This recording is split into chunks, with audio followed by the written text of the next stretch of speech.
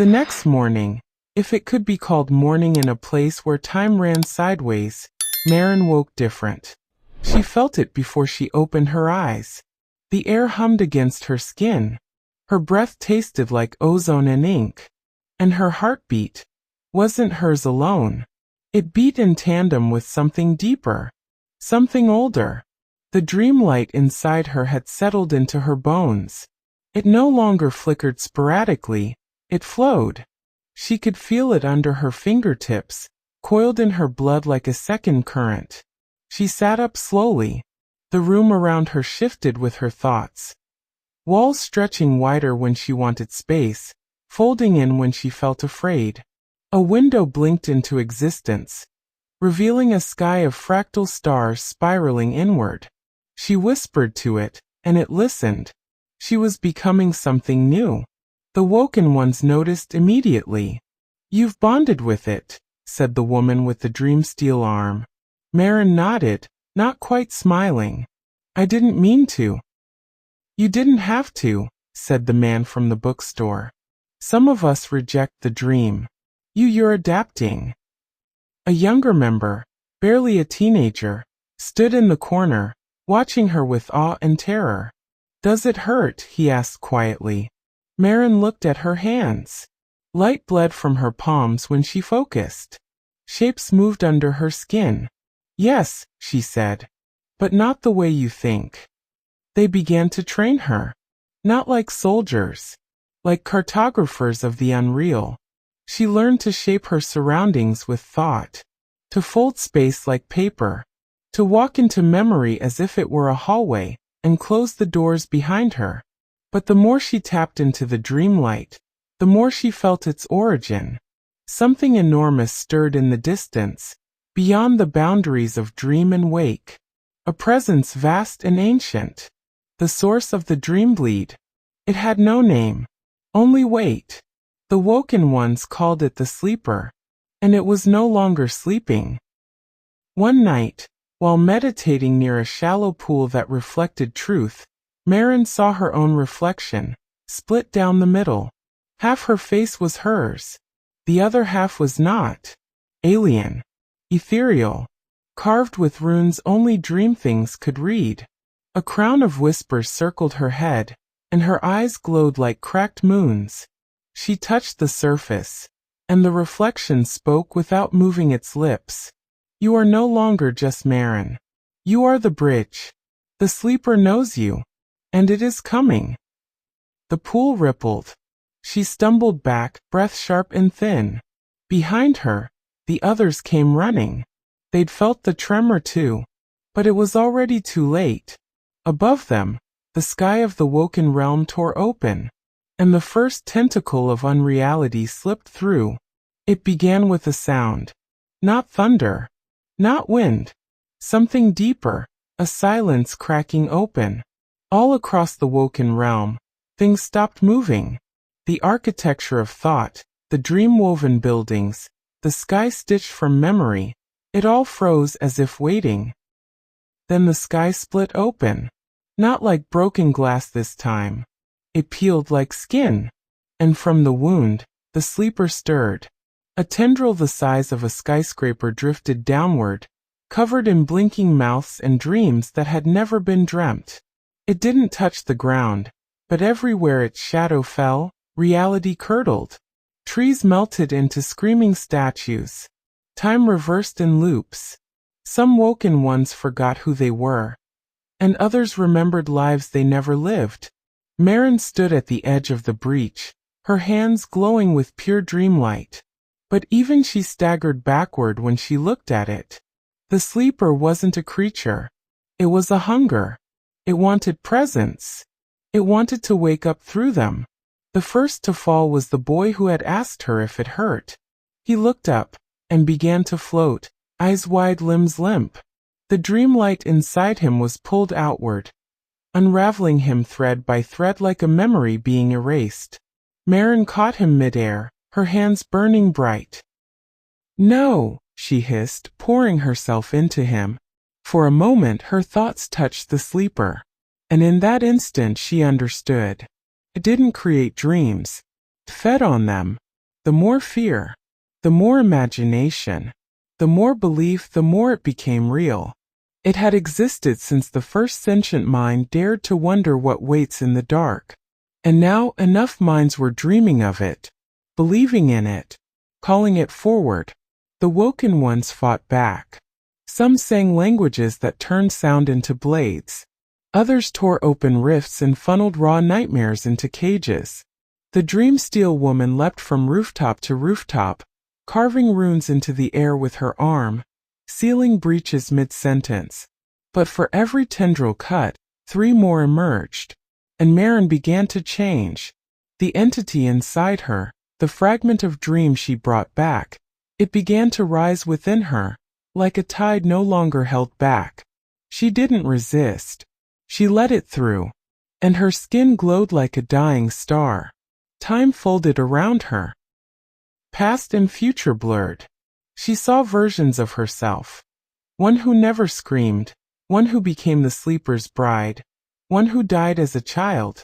All of them collapsed into this moment.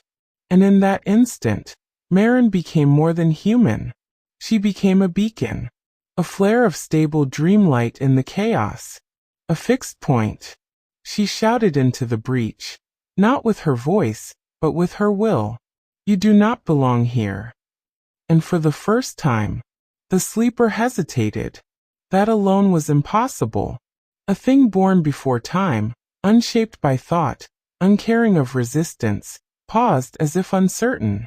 All around Maren, the woken ones felt the shift. Tendrils stilled. The sky's open wound shrank, trembling. For the first time since the breach began, the realm stopped bleeding. All eyes turned to her. Her body hovered above the fractured dream ground, surrounded by spirals of silver-blue flame. Her veins shimmered. Her voice, when she finally spoke again, came from within every listener's mind, like a shared dream. You came through me. I am the wound you opened. I am also the hand that seals you. The sleeper responded, not in language but in terror. A wave of psychic force surged out from the breach, aiming to erase her. Dreams warped into weapons. Her own fears turned against her. Her mother's dying voice, the cold hands of childhood bullies, the silent scream of her reflection grinning as it slits her throat. But Maren held. Not with force. With belief. The thing inside her, the dreamlight fragment, wasn't just power. It was possibility. And Maren believed something the sleeper had never considered. That a human mind could hold a dream and not let it consume her. She reached into the sky. Not physically, fundamentally. The breach responded. The wound rippled like film being overwritten. And then from her palm, a shard of living light bloomed. It looked like a star, but it was shaped like a door. A seal. A lock made not to contain but to close. She flung it into the wound. It exploded silently, rippling out with waves of memory and identity, anchoring reality like roots. The sleeper screamed. Entire cities within the dreamscape collapsed as it pulled back. The sky stitched shut behind it. The breach was closed. And then silence. Maren collapsed. Her body hit the ground hard. Dreamlight bled from her mouth, her eyes, her fingertips. She twitched once, twice, and then lay still. The woken ones rushed to her side. She sealed it, someone whispered. No, said the woman with the dream steel arm, kneeling beside her. She didn't just seal it. She lifted Maren's head. She locked it from the inside. For 2 days, Maren did not move. Her body remained in the woken realm, glowing faintly, surrounded by protective wards. On the 3rd day, her eyes opened. But something was different. There was no shadow, no flicker of another presence inside her. No more foreign voice. No more entity hiding in her bones. She was empty. The power was gone. And yet, as she stood, the air around her still bent ever so slightly. Reality remembered her. Because she had become part of the dream itself. Not its prisoner. Not its enemy. It's equal. Marin returned to the waking world on the 10th day. Not by portal. Not by mirror. She woke up. Simple as that. One moment, her body lay quiet in the heart of the woken realm, tended to by those who now whispered her name like prayer. The next, her eyes opened in her own bed. It was raining outside. Birdsong. The hum of the city. The sound of life. Normal. She sat up slowly, afraid to breathe too loud. Afraid it would all shatter again. But the walls didn't melt. The mirrors didn't whisper. Her skin didn't glow. She was back. Human. Ordinary. And yet, something had changed. She could feel it in the quiet. Not power. Not dreamlight. Wait. Wherever she walked, the world remembered her presence a second longer than it should. Her reflection still moved when she was still. Children turned to stare as she passed, then whispered to their parents that the dream woman is awake. She tried to live normally. She went grocery shopping. She cleaned the apartment. She opened a book, only to find a note tucked inside, written in handwriting that wasn't hers. You locked it from the inside, yes. But locks rust. And cracks, remember. That night she dreamed again. Not in terror. Not in confusion. But in witness. She walked through the minds of strangers, people she'd never met. She saw their dreams raw and unfiltered. Joy, terror, pain, desire. But something new had taken root in them. A presence. Not fully formed, but familiar. It moved like the sleeper, but gentler. Quieter. More patient. No longer clawing through cracks. Now it was whispering through them. It had learned. It didn't need to breach. Could infect. Marin awoke with a scream lodged in her throat. Because she knew. The fight wasn't over. She had sealed the sleeper's gate. But it was already finding others. Children with imaginary friends that never left. Artists painting places they'd never seen. A man building doors in his basement he refused to open. The sleeper wasn't coming through the dream anymore. It was planting itself in the minds of the living. And those people, they didn't know they were dreaming. Marin stood heart pounding. Not afraid, but awake. More awake than anyone else on earth. And for the first time she understood her purpose not as a survivor, but as a watcher. A guardian of the threshold. Because dreams weren't just bleeding anymore. They were evolving. Marin tracked the first one to a small coastal town called Howridge. A place with too much fog and too little noise. The kind of town where dreams got stuck in the trees and hung like forgotten prayers. The boy was 10 years old. Name Leo Kasari. Parents, school teachers. History normal. Until he stopped sleeping. Not insomnia. Something stranger. He claimed he didn't need it. Said the dreams came to him now, while awake.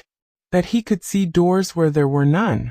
That he could step through cracks in the sidewalk and come out in places between minutes. That someone was teaching him things in his head. Someone with many eyes, but no name. Marin didn't approach him at first. She watched. And she noticed it immediately. He had no shadow. Even in the brightest sunlight, Leo walked clean, unattached. Sometimes the sun behind him would flicker, as if remembering how shadows worked, but forgetting halfway through. Sometimes he'd talk to empty space. Sometimes that space answered. She approached him on the third day.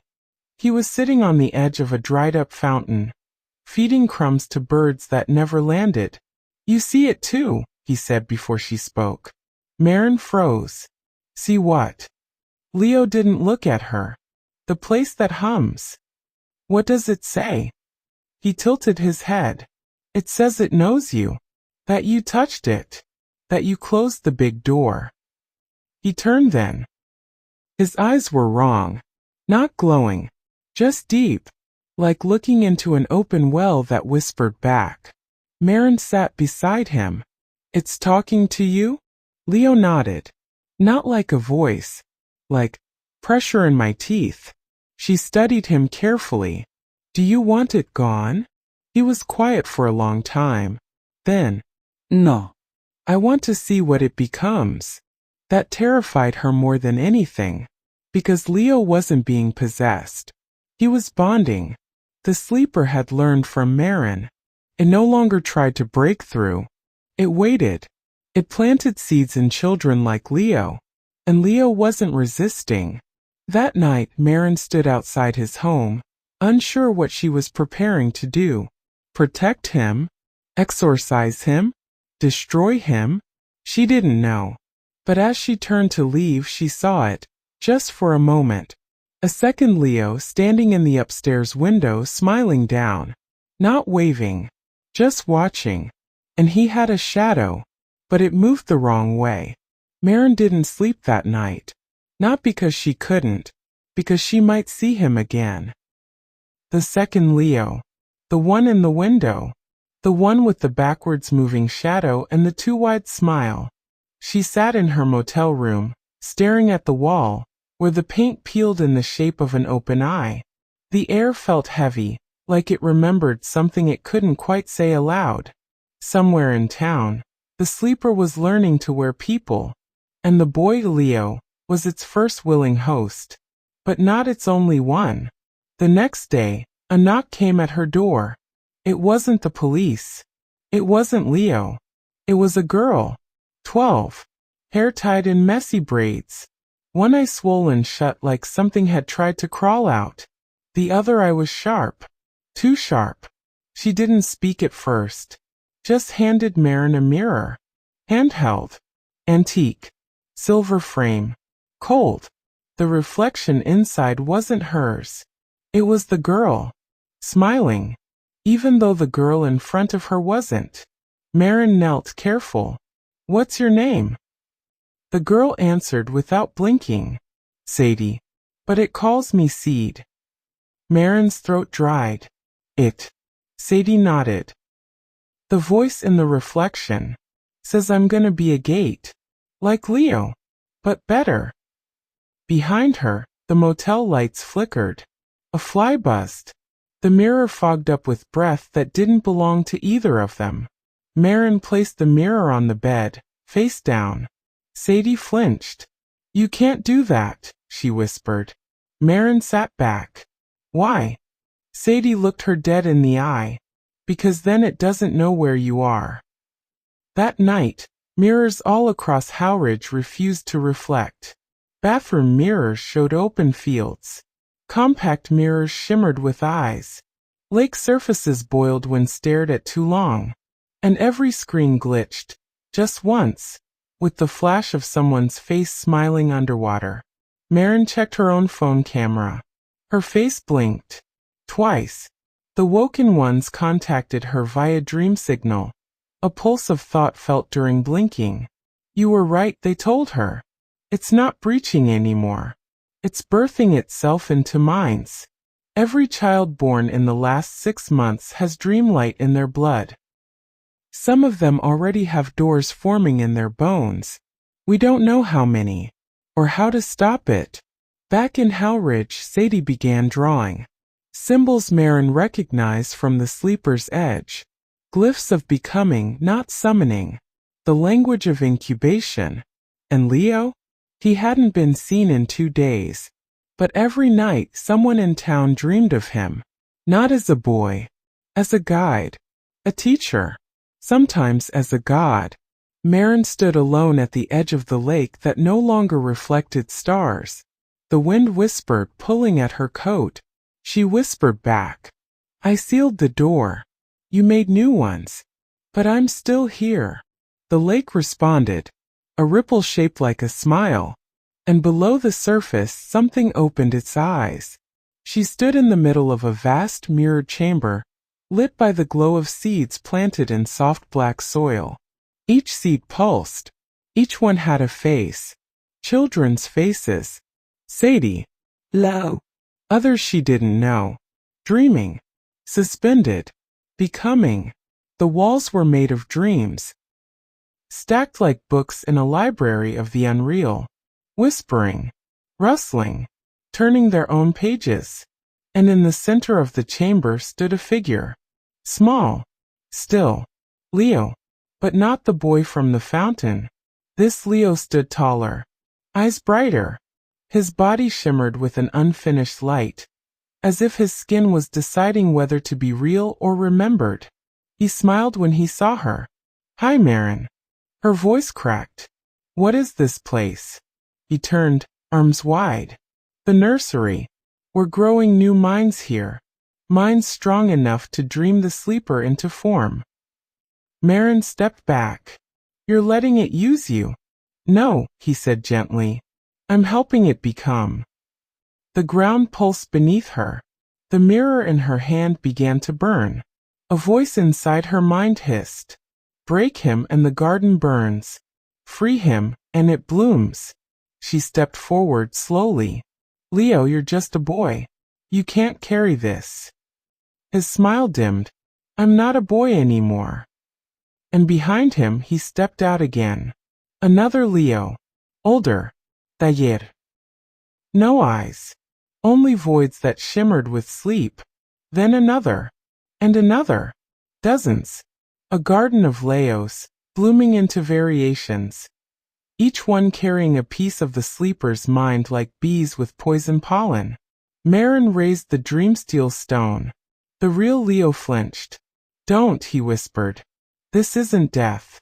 It's evolution." She hesitated, because part of her knew. He believed it. And belief was what gave the sleeper form. But she believed something too. That not all dreams should wake. She slammed the stone into the glass floor. Cracks spiderwebbed instantly. The garden shuddered. The mirrored walls screamed. The Leos scattered into smoke. The seeds pulsed, some with fear, some with rage. But the real Leo remained. His voice was faint now. "You think you're saving the world, Maren, but you're killing the one that's coming."